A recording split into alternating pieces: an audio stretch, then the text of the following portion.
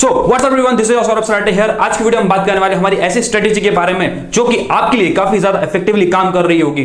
तो बेसिकली इससे पहले जब आपके अप्रैल में स्कूल खुले थे, आप लोगों के मैक्स टू मैक्स 1 से 2 चैप्टर तक आपके आधे हो चुके थे। तो बेसिकली अगर आप बात करें तो एक काफी ज्यादा लंबा ब्रेक के बाद जब आपके स्कूल खुले हैं तो आप लोगों को काफी ज्यादा हेजिटेशन हो रहा है, तो बोल सकते हैं कि आपका पढ़ने में बेसिकली मन भी नहीं लग रहा है। तो कैसे एक इफेक्टिवली एक कमबैक की तरह, एक रीस्टार्ट की तरह हम देखें तो हमारे लिए काफी ज्यादा इफेक्टिवली काम कर रहा हो। तो सबसे पहले ऐसे कुछ पॉइंट्स के बारे में डिस्कस कर लेते हैं जो कि आपके लिए काफी ज्यादा इंपॉर्टेंट होने वाले हैं। तो सबसे पहले जो अपना इंपॉर्टेंट जो पॉइंट है वो राइट योर एम। सबसे पहले तो आपको पता होना चाहिए कि आपका एम क्या है, आपको कितने स्कोर करने हैं। आपको लेट्स से 90 स्कोर करने, 95 स्कोर करने, 98 तक स्कोर करने या मैथ में 100/100 लेके आने।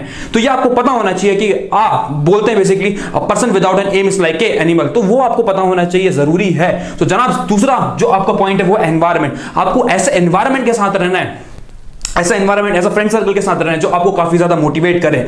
लेट्स से अगर आप बात करते हैं, अगर आप एक रूम में भी पढ़ रहे हो बेसिकली, तो आपका रूम ऐसा एनवायरनमेंट के अंदर होना चाहिए जो आपको काफी ज्यादा मोटिवेटेड करे। ये नहीं होना चाहिए कि आप जहां पढ़ रहे हो, आपका जो भी एक कॉर्नर है, घर में जो भी एक कॉर्नर है बेसिकली, जहां भी आपका रूम है, वहां पे कोई भी रैंडमली आके डिस्टर्ब आपको कर रहा है। वो चीज नहीं होनी चाहिए जनाब। तो यह बात आपको पता होना चाहिए कि आप एक ऐसे एनवायरनमेंट की तरह स्विच करके बैठे जहां कि आपको ज्यादा मोटिवेटेड और आप काफी लंबे समय तक आप वहां पर सिटिंग लगा सके बेसिकली। तो आपको ये 2 पॉइंट के बारे में मैंने आपको बता दिया है। तो अगर अपन तीसरे बात को समझो, एग्जाम को देने से पहले एग्जाम को पढ़ो। मतलब क्या भी है इसका, तो सीधे से इसका मतलब ये है कि आपको आपका सिलेबस पता होना बहुत ज्यादा जरूरी है।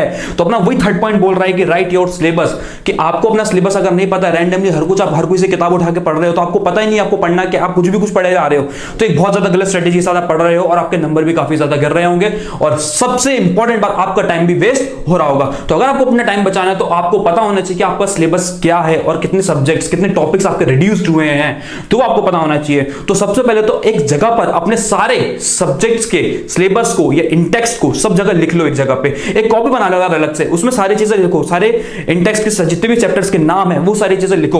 तो वही अपना है राइट योर सिलेबस, मतलब कि आपके सारे सिलेबस के जितने भी इंटेक्स्ट की सारी चीजें हैं वो आपको एक जगह पर लिख लेनी है। लेट्स से अगर बात करते हैं, आपने एक कॉपी बनाई, आपके स्टार्टिंग के 2 से 3 पेज के अंदर आपके मैथमेटिक्स के सारे चैप्टर्स के बेसिकली चैप्टर का नाम लिखा, उसके बाद आपने उसके इंपॉर्टेंट टॉपिक्स लिख लिए। अब जैसे एक बात बता दूं, कभी भी ये मत सोचा करो कि आपका एक दिन में सारा चैप्टर खत्म हो जाएगा। ये बात कभी मत सोचना है।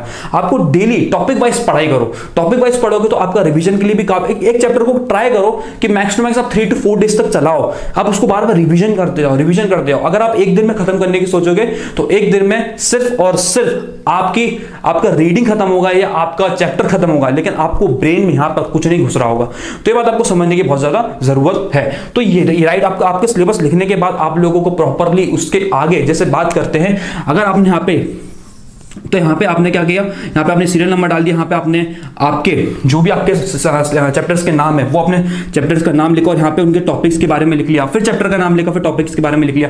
ऐसे करते करते लिखोगे और यहाँ पे आप कम से कम 4 से 5 लाइन तक बना दो।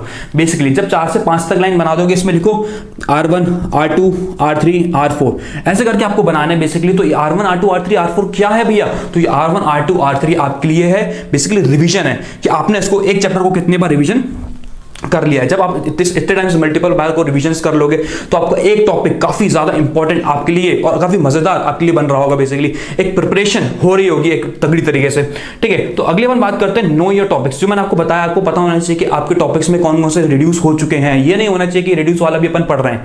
ये आप थोड़ा सा दिमाग से बाहर निकाल दो, चीजें जो आपको एक्चुअलिटी में है वो आप पढ़ो। At least know your syllabus right now, ठीक है। समझ में आ रहा नहीं आ रहा, तो plan a day and execute. मतलब आप लोगों ने पहले देख लिया कि आपके, जैसे लेट्स से अगर बात करते हैं तो आप लोगों को पता होना चाहिए कि आपकी पीवाईक्यूज में कितने क्वेश्चंस पूछ रहे हैं, कितने इस टॉपिक से पूछे हुए हैं, इस चैप्टर से, इस टॉपिक से, इस चैप्टर से कितने नंबर ऑफ क्वेश्चंस है वो पीवाईक्यूज में प्रीवियस ईयर साल में पूछे गए हैं। वो आपको अच्छे से पता होना चाहिए कि आपको पता होना चाहिए यार आपका वेटेज कितना है, इस चैप्टर का वेटेज कितना है, उस सपोज लेट्स से ट्रिग्नोमेट्री का वेटेज कितना है या क्वाड्रेटिक इक्वेशन का कितना वेटेज है, सब आपको पता होना चाहिए कि आप उसके लिए कितनी मेहनत करोगे।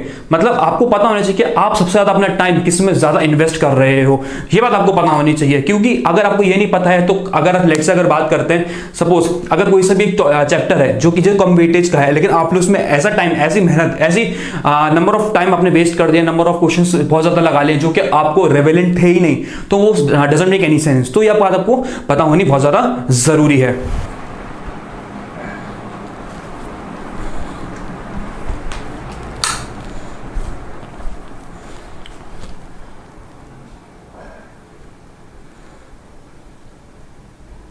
तो होप सो आपको सारी चीजें क्लियर हो गई होंगी। तो बेसिकली अब और बात कर लेते हैं। तो टेस्ट योरसेल्फ और बेसिकली रिवॉर्ड योरसेल्फ को मतलब क्या होता है। जैसे आपने अगर रिवीजन कर लिया है प्रॉपर अच्छी तरीके से, तो मतलब लेट्स आप रिवीजन करते आ रहे हो तो आप उसको टेस्ट भी करो।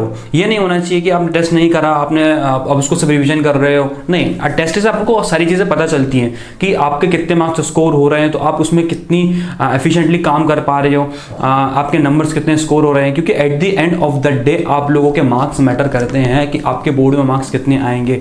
वो उसके लिए आपको मेहनत करनी है। तो आपको उसके लिए मेहनत करने के साथ ही साथ आपको सारी चीज़ें के बारे में भी जानना बहुत ज़्यादा जरूरी है। तो एक बार क्विक रिवीजन अपन कर लेते हैं। अपन ने आज की वीडियो में क्या देखा और क्या सीखा। एक बार आपका स्टडी रूम होगा, वो स्टडी रूम ऐसे एनवायरनमेंट में होना चाहिए जहां पर आपको कोई भी डिस्टर्ब ना करें। भले वो एक हॉल का एक कॉर्नर क्यों ना हो, भले वो आपका एक सेपरेट रूम क्यों ना हो, तो जनाब आपको ये बात पता होनी चाहिए कि उस एनवायरनमेंट के अंदर आप लोगों को कोई भी डिस्टर्ब ना करें। और अगर कर रहा है तो थोड़ा ट्राई करो कि इग्नोर करो उस चीज़ों को, कि इतना ज़्यादा भी डिस्टर्ब नहीं होना चाहिए कि आप उसको आप सेटिंग नहीं कर पा रहे हो प्रॉपर। तो आपको पता होना चाहिए थोड़ी सी, आप इस बारे में थोड़ा सा समझिए। ठीक, सबसे पहले तो ये सारी चीज़ों के बारे में अगर वापस से अपन देख लेते हैं पॉइंट को। मैंने आपको क्या समझाया। सबसे पहले तो आपको ये करना है, आपको एम लिखना है। आप एक जहाँ पे आप इसका स्टडी रूम होगा, जहाँ भी आपका एक कॉर्नर होगा, उसके सामने आप सबसे पहले चिपका दो आपका एम क्या है। आपका सपोज एम कुछ भी हो सकता है, 100/100 मैथ्स में लाने या कुछ भी लाने, तो आपको एम पता होना चाहिए। उसके बाद एनवायरमेंट, आपको ऐसे एनवायरमेंट में स्टडी करना है, ऐसे अपने आपके फ्रेंड सर्कल में रहना है, या आप घर में भी एक ऐसे कॉर्नर में पढ़ रहे हो जहाँ पर आपको कोई डिस्टर्ब नहीं करना चाहिए। अगर घर भी रहा है तो ट्राई करो कि उसको इग्नोर करो मोस्ट ऑफ द टाइम।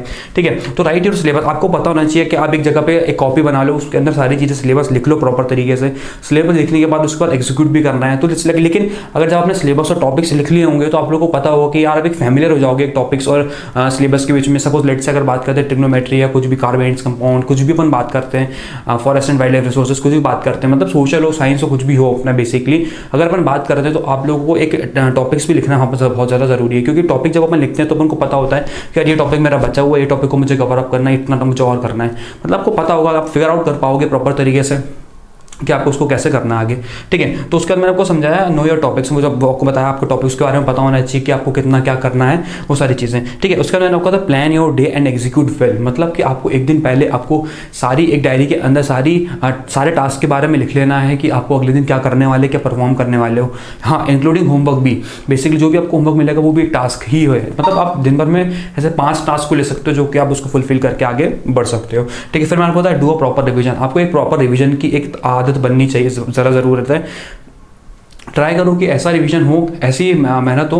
कैसे, जैसे अगर बात करते हैं आपने लेट से आज कुछ सब चैप्टर पढ़ा, तो उसके बाद 2 दिन बाद आप उसको वापस से पढ़ो एक बार, फिर 1 हफ्ते बाद पढ़ो। मतलब ऐसा कुछ फिगर आउट करो कि आपको कब आप सेटिंग करके देखो कि आप कितने दिनों में भूल रहे हो। आपको पता होना चाहिए कि यार मुझे ऐसा फील हो जाएगा कि यार मुझे वो चीज़ मैंने पढ़ी थी वो मैं हल्का हल्का भूल रहा हूँ, तो उसको उठाकर एक बार वापस से सपाटे मार लो, मतलब एक बार वापस से घुमा लो, पेजेस को घुमा लो, तो आपको एक सामने एक आई कॉन्टेक्ट बना रहेगा, एक मज़ा सा आ रहा होगा। क्योंकि आपको वो सारी चीज़ें, क्योंकि देखो अब धीरे धीरे क्या हो रहा है, बेसिकली आप न्यू की तरफ स्विच करते जाओगे और ओल्ड पूरा सपाट होते जाएगा। ऐसा नहीं करना है। मतलब कि आपको न्यू थोड़ा जैसे जैसे न्यू बढ़ता जाएगा, मतलब बेसिकली ओल्ड बढ़ता जाएगा आप लोगों का, तो आपको न्यू की तरफ कम स्विच करना है। मतलब न्यू की तरफ आप धीरे धीरे कम स्विच कर रहे होगे और ओल्ड को ज़्यादा टाइम दे रहे होगे। मतलब अभी फिलहाल आपका क्या है डायरेक्शन है, आपका अभी न्यू का डायरेक्शन यू डायरेक्शन है, लेकिन कुछ दिनों बाद क्या आ जाएगा, आपको ओल्ड की तरफ डायरेक्शन ज़्यादा बढ़ जाएगा। क्यों? क्योंकि ओल्ड का रिविजन बहुत ज़्यादा जरूरी है। ओल्ड मतलब क्या है? ओल्ड मतलब भैया वो चीज़ जो आप लोग बेसिकली पढ़ चुके हो, आपको वापस रिविजन करना है।